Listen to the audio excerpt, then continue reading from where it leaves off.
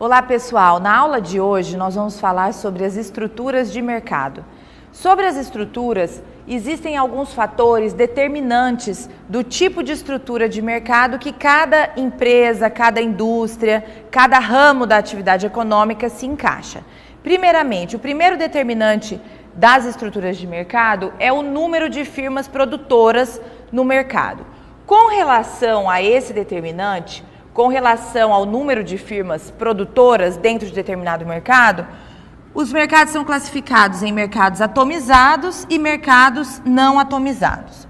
O que seria um mercado atomizado? Bom, um mercado atomizado é formado por uma grande quantidade de agentes, ou seja, uma grande quantidade de empresas.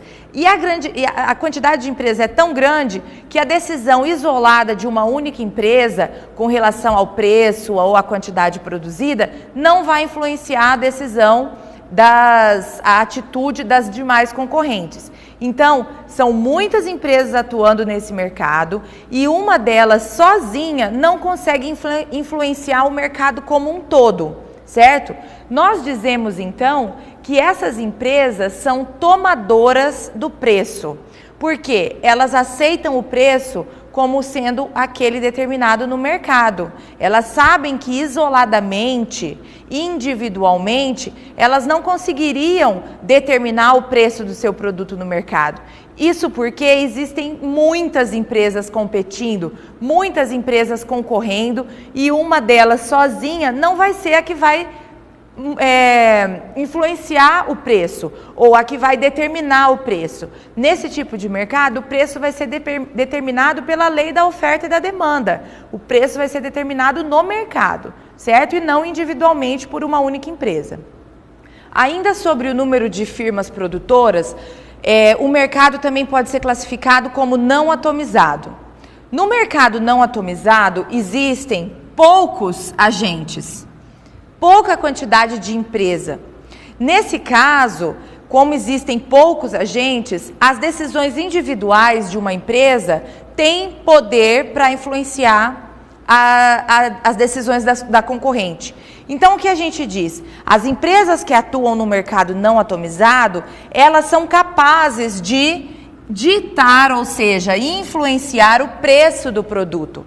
Dada a pequena quantidade de empresas nesse mercado, se existe uma empresa que se destaque em tamanho, em tecnologia, em tempo de mercado, dadas essas condições, como tem poucas empresas, essa empresa que se destaca, que seria chamada empresa líder, teria poder de influenciar o preço do produto. E as demais empresas, poucas empresas, seguiriam as decisões da líder. Certo? Então, basicamente, essa é a diferença entre um mercado atomizado e não atomizado. Primeiro, no mercado atomizado, tem muitas empresas concorrendo entre si e elas não conseguem isoladamente determinar ou influenciar o preço do produto. São as chamadas tomadoras de preço. E no mercado não atomizado, são poucas empresas concorrendo e, nesse caso, pode haver uma empresa líder, a qual tem o poder de ditar e influenciar o preço do produto no mercado. Bom, ainda continuando sobre os determinantes das estruturas de mercado, um outro fator determinante é a natureza do produto. Nesse caso, com relação à natureza do produto negociado no mercado, os produtos podem ser homogêneos, mas também os produtos podem ser diferenciados. Primeiramente, com relação aos produtos homogêneos, quando todas as empresas do mercado produzem exatamente o mesmo produto, exatamente a mesma coisa é produzida nesse mercado. Portanto, esse mercado produz muitos substitutos entre si. Se o preço de determinada empresa não está bom, como todos os produtos são homogêneos, como todos os produtos são idênticos, os consumidores vão comprar o produto, o mesmo produto, exatamente a mesma coisa, de outra empresa, certo? Então, todas as empresas no mercado produzem exatamente a mesma coisa, exatamente o mesmo produto que a sua concorrente produz. Exemplos de produtos homogêneos, pessoal, seria o mercado de água mineral, certo? o mercado de floriculturas, as commodities, o mercado de cimento, tá? Aqui a gente vê, no mercado de cimento, tem poucas empresas, por exemplo, no mercado de cimento, tem poucas empresas concorrendo no Brasil no mercado de cimento. Mas essas poucas empresas que estão concorrendo no mercado, elas produzem exatamente a mesma coisa, cimento. Então, tanto faz, dependendo do preço, o consumidor comprar o cimento de uma empresa ou de outra, apesar de serem poucas empresas. Agora, no caso das commodities, as commodities são exemplo de mercado completamente homogêneo. Todo mundo produz a mesma coisa. Olha o tanto de produtor de soja que existe no Brasil. Então, tanto faz comprar de um produtor de soja ou de outro produtor de soja, porque todo mundo está produzindo o mesmo produto, tá? Então, independente se tem muitas empresas ou não atuando nesse mercado, o produto pode ser homogêneo, certo? E o produto também pode ser diferenciado. Quando isso ocorre? Quando as empresas produzem mercadorias diferenciadas, diferentes entre si. E os compradores, nesse caso, eles vão ter as suas preferências. Vão escolher uma empresa em detrimento da outra, tá? Como que essa diferenciação é percebida pelos consumidores? Os consumidores percebem a diferenciação nas características do produto. Por exemplo, a forma do produto é uma diferenciação, a durabilidade, a cor, a qualidade é uma diferenciação, o tipo de embalagem do produto é uma outra forma de diferenciação, as condições de uso do produto, a imagem que o produto tem, né? A imagem que o produto transmite para o consumidor. Às vezes um produto transmite uma imagem masculina, então já é um tipo de diferenciação do produto. As mulheres não demandariam, certo? Também o produto pode te transmitir uma imagem de poder, de ascensão, de status social. Também é um tipo de diferenciação de produto, certo? Bom, continuando aqui, ainda sobre os determinantes das estruturas de mercado, o último fator determinante seria as barreiras à concorrência. O que são essas barreiras à concorrência? Barreiras que impedem ou que inibem a entrada de firmas concorrentes no mercado. Existem em determinados mercados as barreiras, por exemplo, tecnológicas, as barreiras legais, as barreiras naturais. E existem mercados em que não existem barreiras à entrada de nada, de nenhuma firma concorrente. Qualquer um pode abrir o seu próprio negócio em determinado ramo e começar a produzir nesse mercado. Certo? Então, com relação às barreiras à concorrência, o que nós temos que analisar? Em determinado mercado, é difícil, é custoso, é impedida a entrada de firmas concorrentes ou não? Certo? Em determinado mercado, qualquer empresa pode começar a produzir? Qualquer produtor pode iniciar a produção de determinado produto? Se esse for o caso, então não existem barreiras à concorrência. Mas, se para entrar em determinado mercado exige-se um grande nível de investimento em máquinas, que a planta das fábricas seja muito grande, que os gastos com propaganda, com a imagem do produto seja muito elevado, nesse caso já temos um tipo de barreira. O custo de se produzir vai ser elevado nesse mercado. Então já é um tipo de barreira à entrada, certo? Então, os 3 determinantes das estruturas de mercado são: em primeiro lugar, o número de firmas existentes. Nesse caso, nós classificamos os mercados como atomizados e não atomizados, certo? A natureza do produto, e nesse caso nós classificamos os produtos como produtos homogêneos ou produtos diferenciados. E também, por último, a existência ou não de barreiras à entrada das firmas concorrentes. Então, são esses os 3 determinantes. Vamos passar agora para os tipos de mercado. Para os tipos de estrutura de mercado. Em primeiro lugar, nós temos a concorrência perfeita. Pessoal, tenham em mente o seguinte: A concorrência perfeita, ela é o tipo de estrutura de mercado ideal. Ela não existe. Não existe nenhum tipo de mercado que se encaixe 100% nas características ou nas hipóteses de um mercado em concorrência perfeita. Então, nós estudamos a concorrência perfeita na teoria apenas. Na prática, não existe. Certo? Na prática, nenhum mercado se encaixa perfeitamente nas hipóteses da concorrência perfeita. E quais são as hipóteses da concorrência perfeita, então? Bom, primeiramente, é um mercado atomizado. O que era mesmo, gente, um mercado atomizado? Um mercado formado por grande quantidade de produtores, grande quantidade de empresas ou firmas, e nenhum desses, isoladamente, consegue influenciar o preço do produto no mercado, certo? Primeira hipótese da concorrência perfeita. Segunda, o produto é homogêneo, ou seja, todo mundo produz exatamente a mesma coisa, não existe nenhum tipo de diferenciação. Não existe diferenciação de qualidade, de forma, de condições de uso, nenhum tipo de diferenciação, todos produzem a mesma coisa. Outra característica, não existe nenhum tipo de barreira à entrada da concorrência, certo? A entrada de novas empresas para competir nesse mercado é livre. Qualquer um pode começar a competir num mercado em concorrência perfeita. Não existem barreiras à entrada. E por último, temos a questão da transparência. O que seria essa questão da transparência, pessoal? Todos os produtores nesse mercado informam perfeitamente, de maneira transparente, os seus concorrentes e os seus consumidores, certo? Essa é a questão da transparência. Como é apenas uma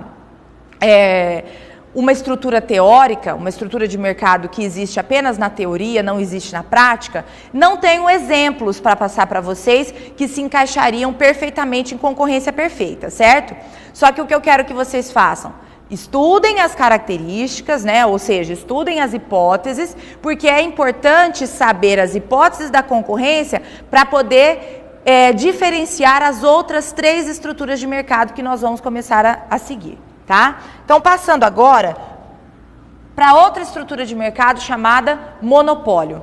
Primeiramente, no monopólio, quais são as características ou as hipóteses básicas de um mercado em monopólio? Uma única empresa detém toda a produção de determinado produto. Gente, não existe concorrência.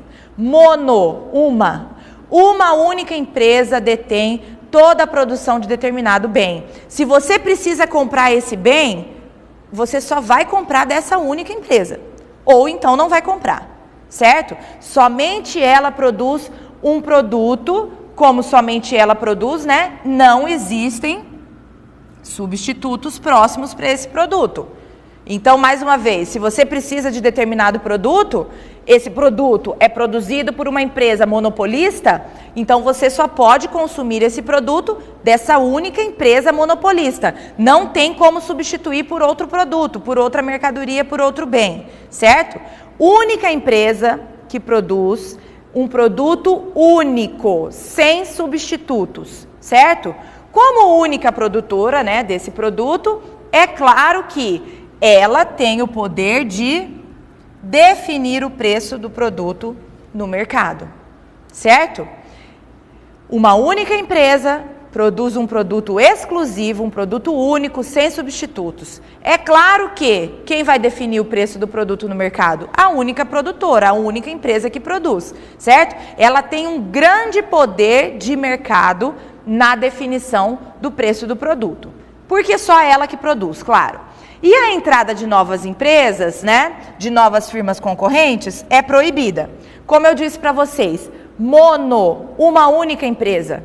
Se entrar mais uma empresa, deixa de ser um monopólio. Então, para ser um monopólio, só deve haver uma empresa, certo? A entrada de concorrente é proibida, tá? Eu trouxe para vocês algumas imagens de empresas que se encaixam no monopólio. Tá? Vamos lá. Olha só, pessoal, a Petrobras, né, ela é um monopólio, uma empresa monopolista no Brasil, tem o monopólio da extração do petróleo. Os Correios também são outro exemplo de monopólio no Brasil. É uma empresa pública, assim como a Petrobras. A AES Eletropaulo, ela tem o monopólio do fornecimento de energia no estado de São Paulo, mesma coisa com a Energisa, monopólio do fornecimento de energia no Mato Grosso do Sul. Então, esses são exemplos de monopólio, tá? De empresas monopolistas. Ainda sobre o monopólio, eu quero falar para vocês sobre o custo social do monopólio. Existe o fato de haver uma única empresa atuando, produzindo nesse tipo de mercado, impõe um custo para o produtor. Para o consumidor. Que custo é esse, gente? Como ela é a única empresa que produz, ela que determina o preço, ela sabe que ela tem esse poder em relação aos consumidores, certo? Ela pode determinar um preço mais alto, certo? Do que seria, com certeza, o preço se houvesse concorrência. E também a quantidade produzida, a qualidade da prestação do serviço ou a qualidade do produto, ela vai ser inferior à qualidade que o produto teria se houvesse concorrência. Porque na concorrência, quando existe concorrência, as empresas estão lutando pelos consumidores, certo? Quem é que vai conseguir conquistar o consumidor, quando ocorre concorrência. E os consumidores irão para qual empresa? Né? Eles escolherão que tipo de empresa? Aquela que vende um preço mais barato e um produto de melhor qualidade, certo? Isso quando ocorre concorrência. Quando não tem concorrência, o consumidor tem opção? Não. Então, se ele precisa consumir determinado produto, ele não vai escolher, ele não vai atrás da empresa mais barata quando tem monopólio. Não tem como ele ir atrás da empresa mais barata, porque é só uma empresa que produz, certo? Então, no monopólio, os consumidores acabam pagando um preço mais alto e comprando um produto de qualidade inferior, certo? Do que ele faria se houvesse concorrência. Porque na concorrência, as empresas estão em constante busca pelos clientes. E o que os clientes querem? Preço baixo e boa qualidade. Certo? Então, o fato de haver um monopólio já implica num custo social para quem? Para nós, consumidores, que não temos opções de preço, não temos como buscar um preço mais baixo, não temos como buscar uma qualidade melhor de determinado produto, se ele só é produzido por uma única empresa, tá? A outra estrutura de mercado que eu vou passar para vocês é o oligopólio. Bom, as hipóteses do oligopólio são dadas a seguir. Olha só, pequena quantidade de grandes empresas. São empresas grandes, pessoal. Empresas conhecidas, empresas famosas, poderosas, que já têm uma imagem construída, certo? Que fazem investimentos pesados em máquinas, em tecnologia, em equipamentos, em propaganda, certo? Essas são as empresas que formam um oligopólio. Poucas empresas e grandes empresas, poderosas, tá? O produto, nesse tipo de mercado, num mercado oligopolista, pode ser homogêneo, mas também pode ser diferenciado, certo? Produto homogêneo, todo mundo produz a mesma coisa, só que poucas empresas poderosas, produzem esse produto. Idêntico, homogêneo. Ou então o produto produzido por essas empresas oligopolistas podem ser diferenciados entre si, certo? Então, num oligopólio, o produto pode ser homogêneo ou diferenciado. E como são poucas empresas, elas têm poder de mercado onde, gente? Na determinação do preço, certo? Além disso, nesse tipo de mercado, existem barreiras à entrada de concorrentes.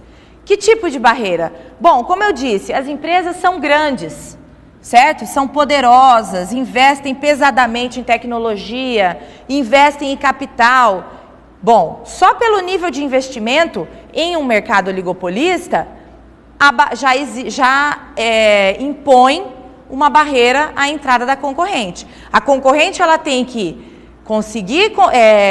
conseguir arcar com esse alto nível de investimento e ainda lucrar, Então, isso é um tipo de barreira à entrada de novas empresas. Eu trouxe também alguns exemplos de mercado oligopolista para vocês.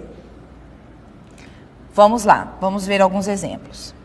O exemplo básico de oligopólio é a indústria automobilística. A indústria automobilística é o que vocês vão ver primeiro nos livros.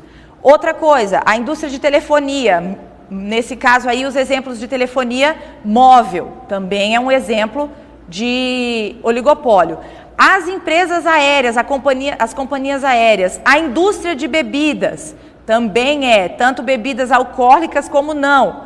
A indústria de beleza, também exemplos de oligopólio, certo? Bom, o último tipo, a última estrutura de mercado que eu quero passar para vocês é a concorrência monopolística. Quais são as hipóteses da concorrência monopolística? Pessoal, existe grande quantidade de empresas. Os produtos são homogêneos.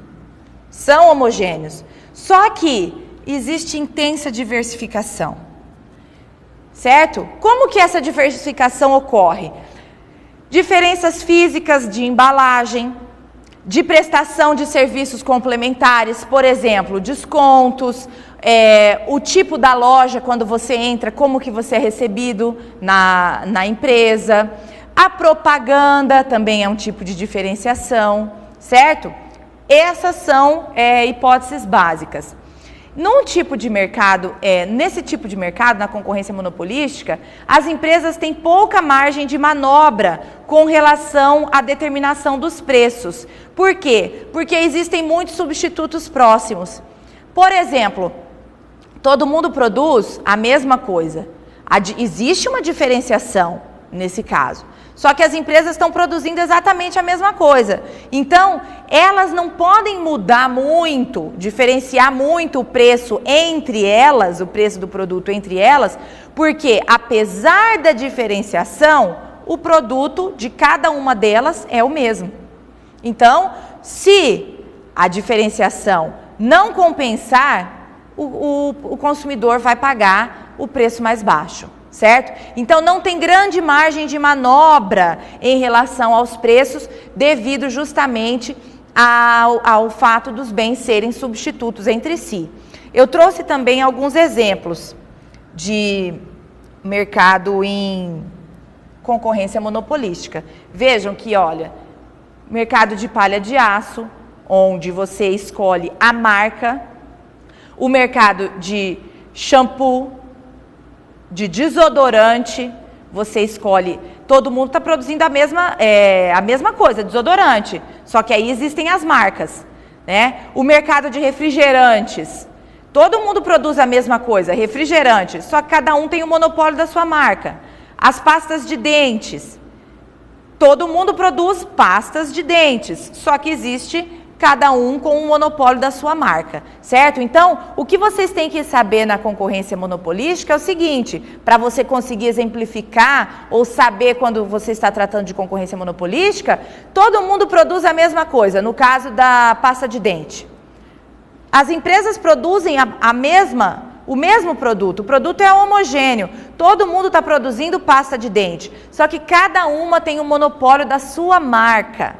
No refrigerante, todas produzem refrigerante, só que cada um tem o monopólio da sua marca, certo? O exemplo básico, inclusive é o exemplo que é trazido para vocês no guia de estudos, é do desodorante. A Nivea tem o monopólio da Nivea, da marca Nivea.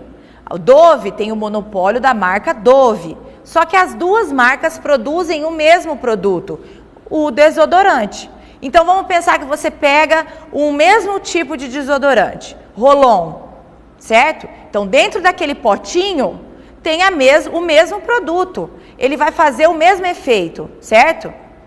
Só que um tem o monopólio da marca Nivea, o outro tem o monopólio da marca Dove, tá? Então, concorrência no produto, monopólio na marca do produto, certo, pessoal? Bom, eu espero que vocês tenham aproveitado essa aula. Qualquer dúvida, coloquem essa dúvida para mim no fórum que eu poderei ajudar vocês. Muito obrigada, até a próxima.